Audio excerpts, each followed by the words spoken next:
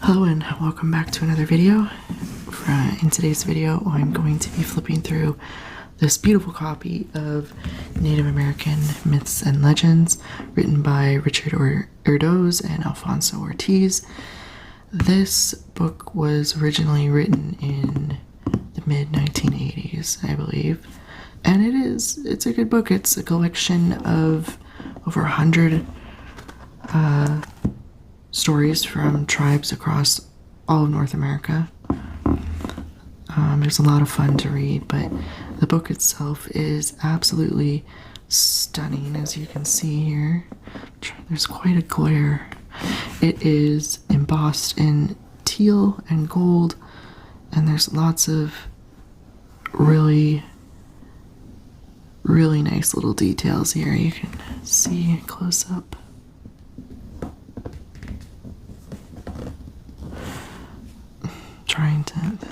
I really gotta do something about this lighting, I gotta say. I apologize. But very richly detailed. I'll show you the spine here. It's always hard to get spine shots. Turn it this way, you can't see it all, so.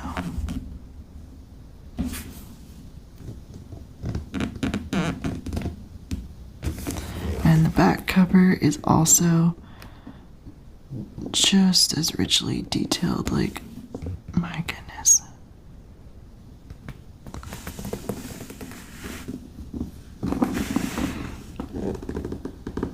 It's a very, very beautiful book. I love the teal and the gold against the brown. I think it's a really nice touch. It's warm, it's earthy. It's really pleasing aesthetically. The pages are gold gilded as well. Well, they're gold. It's almost like a rose gold. This is it's a really interesting color. I don't have any other books gilded in this shade of gold, but it's very lovely. And the book is leather.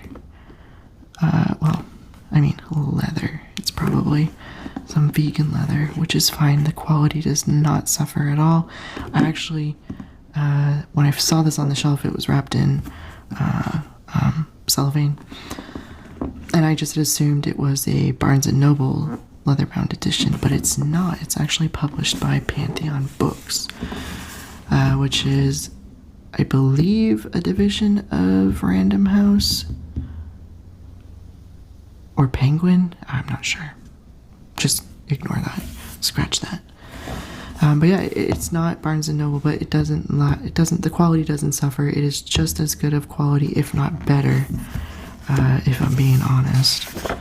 And we have these really nice end pages, nice thick,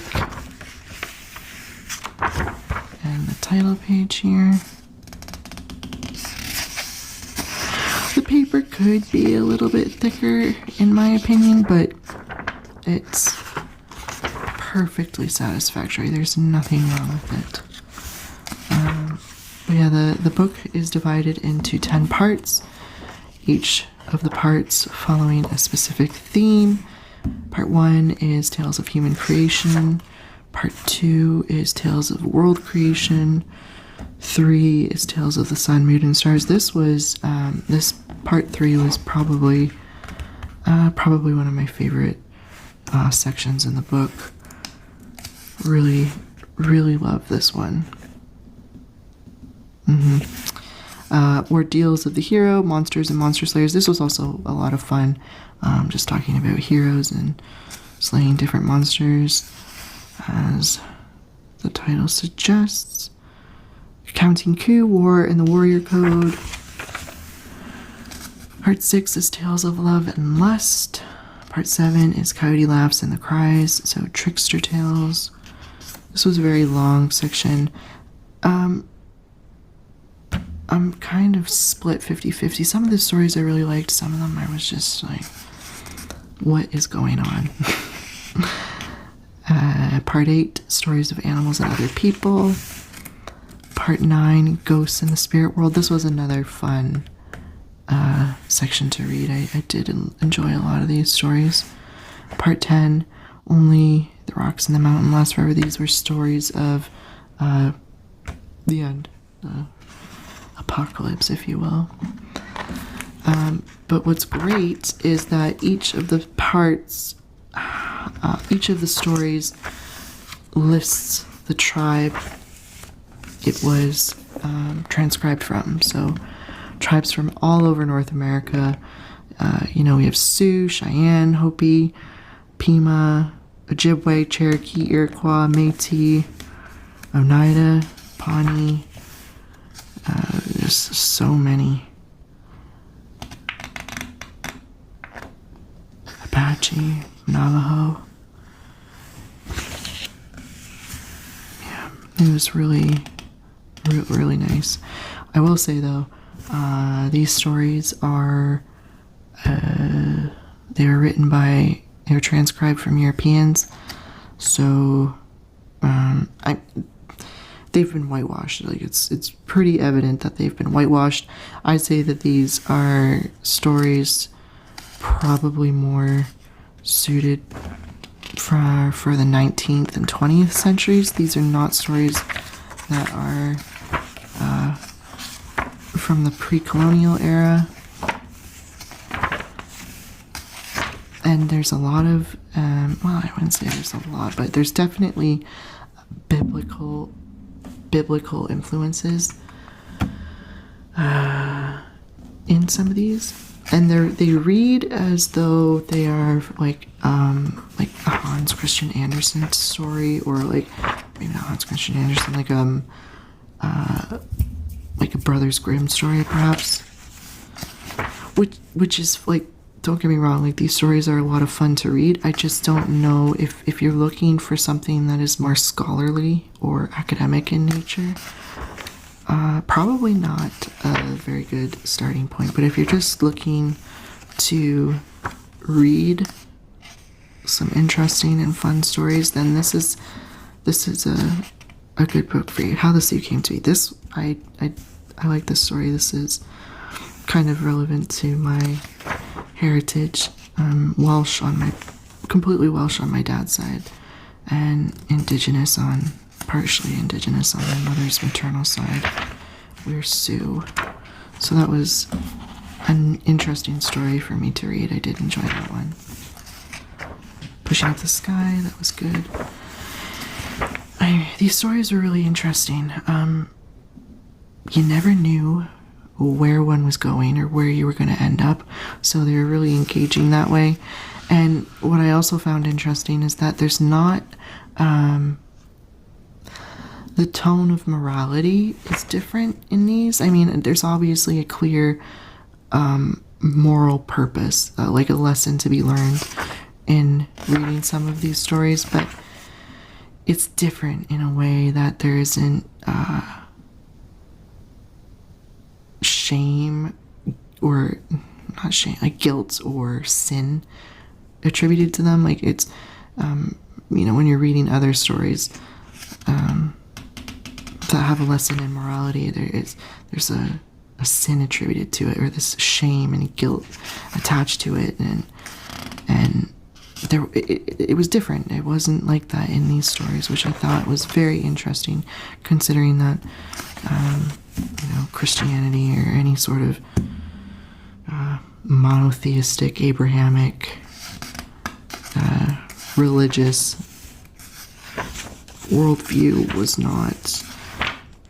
not anything that shaped the indigenous tribes in North America's worldview.